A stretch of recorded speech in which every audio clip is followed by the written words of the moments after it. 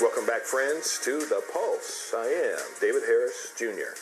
President Trump, he is putting America first when it comes to innovation. Today in Pittsburgh, Pennsylvania, he announced 20 leading technology and energy companies, including Google and Blackstone, are investing billions of dollars to help usher in the golden age of AI in America. The investments being announced this afternoon include more than $56 billion in new energy infrastructure and more than $36 billion in new data center projects. And a lot more than that are going to be announced in the coming weeks, not even months. I think we could say weeks, right, Howard? We believe that America's destiny is to dominate every industry and be the first in every technology. And that includes being the world's #1 superpower in artificial intelligence. And we are way ahead of China, I have to say. Friends, that's $92 billion of investments being designed and built in the city of Steel. So is this how we win the AI race against China? Well, joining me now to discuss is the CEO of American Edge Project, Doug Kelly. Doug, thank you for joining the Pulse. What are your thoughts on this $92 billion being invested into this growth for AI in Pittsburgh? Yeah, it's a great day for America. It's a great day for Pennsylvania. And most importantly, it's a great day for American AI leadership. Look, President Trump's announcement today, he was critical in catalyzing that $92 billion of investments for data centers, for AI infrastructure, for new energy sources, for strengthening our grid transmission lines, and for retraining hundreds of thousands of workers in the skills they're going to need for tomorrow's jobs. This is a super big deal because without it, we're going to struggle to keep pace with China's AI efforts, because China has had a 10-year plan, the national plan for AI leadership that they've been working on, and their goal is to become the global AI leader by 2030. So it's a big fight, and this is the great first step to do it. How does expanding energy capacity support the growing demand from AI development?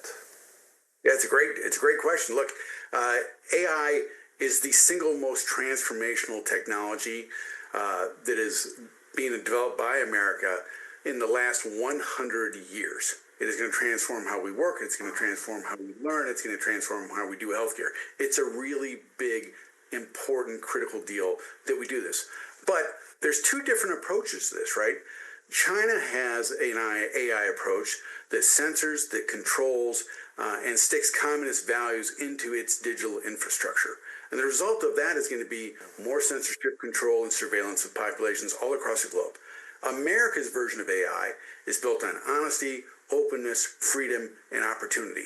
That's the values that we want to embed in the global digital infrastructure. And if China wins, we're not going to be able to do that. So today was a great first step in doing that. Now, the reason why energy is so important is that AI uses a lot of energy.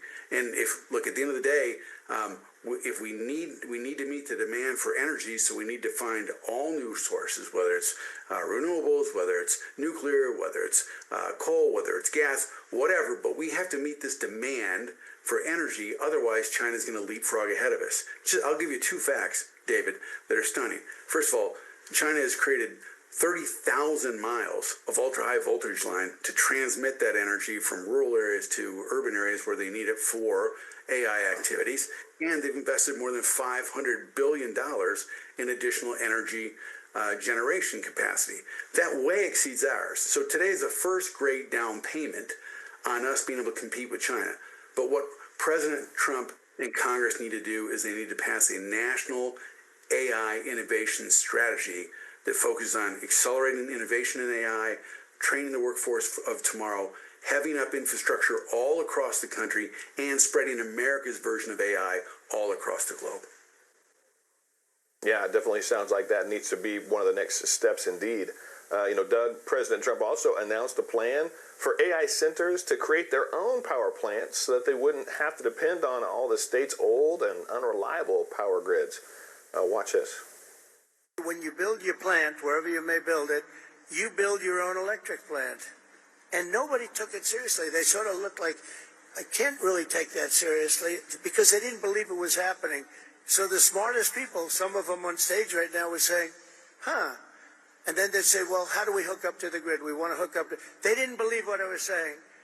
And I said, no, I'm really serious. I'm going to let you build, right, Lee? I'm going to let you build with your plant. You're going to build, we'll make you like a public utility. You're going to build your own Con Edison in New York. You're going to build your own electric factory, and you're going to make your own electricity. So this way you can have a great plant. And what you'll do is if you have excess, you can sell it back into the grid. You'll even make money from the electric business. Doug, how brilliant is this? I mean, it seems like it makes so much sense instead of relying on the cities, wherever these power plants or wherever these data centers and these AI centers may go, relying on old technology and actually draining the city and the local district's electricity there. They build their own. Could this actually be done? Sure, it can be done. And it's a good short-term solution to meet that immediate data center's needs. But we're going to be building data centers all across the country, and we need to be able to move electricity from one part of the country very seamlessly to the other. So we have to be able to both do those local power plants and also have a really strong and reliable electricity grid that we can move energy across. Because without that, we're gonna fall short in certain areas. We don't want to do that. We want to be able to fund electricity in every single part of the country. So look, at the end of the day, President Trump is leading on this issue, and he sees very clearly what it takes to beat China. But I'll tell you what I'm worried about, David. First of all, there's some of his own appointees are not on the same page as him. Appointees of the Department of Justice and the Federal Trade Commission are actually suing America's top AI companies and trying to break them up. That's not a Biden-era thing. Well, it was a Biden-era thing, but it's continuing under the Trump era. Secondly, some members of Congress want to continue sticking it to America's top innovators with onerous new regulations. Third, states have introduced more than 1,000 AI regulation bills. So we need a state freeze on AI regulations for at least 5 years, hopefully 10. And then lastly, our allies in Europe continue to target America's top innovators, including our smaller businesses, for restrictive and onerous new regulations that extract billions of dollars from American research and development efforts. So President Trump's got the right idea, but without that alignment from Congress, his appointees, the states, and Europe, we're not going to be able to beat China because they are running a top-down national strategy and they're doing everything they can to win. So the president watches you, so I know you're close to him. This is a critical, important thing that to get everybody in alignment and to pass a national AI strategy that freezes state AI regulations for 5 years and protects America's ability to innovate and compete against China in AI. Yeah, that's a great point. Very, very valid point. And this is really the race for what the future of America is going to look like. And if, Mr. President, you are watching tonight, I think you should definitely take some stock in what you just heard.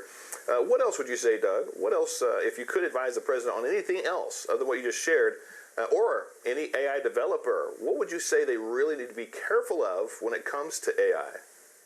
Well, I rarely get to speak to the president, so I'm going to take this opportunity now because hopefully he's watching your show, right?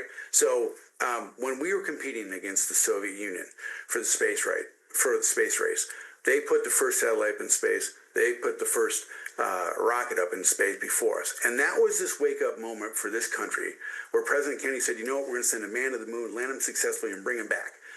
And that was just kind of the big, hairy, audacious goal that the president did. But what he was really doing was accelerating American innovation across all fronts. Well, we won that space race, and that changed the balance of global power for 50 years.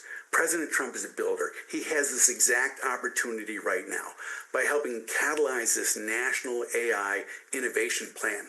He can change the balance of power and defeat China in this AI race and make sure that America leads the globe in AI leadership and all other technologies that come for the next 50 years. That will be his indelible legacy from here on out. But it's going to take a lot of effort to get every stakeholder aligned on this, but we can do it. We're Americans. We're not Americans. Yeah, under this administration, we are American, that's for sure.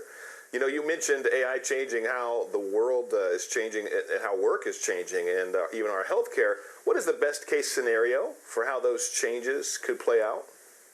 Sure. So AI is helping accelerate cures for tough, hard-to-cure diseases like Alzheimer's, diabetes, and things like that. It allows scientists to do thousands of experiments in weeks' time, where before it would take years and sometimes decades to do that. So that's going to help accelerate cures. But AI is also going to lead to more personalized medicine, individualized medicine through wearable devices that communicate with artificial intelligence, say, hey, your blood pressure's starting to spike, why don't you have a sit down?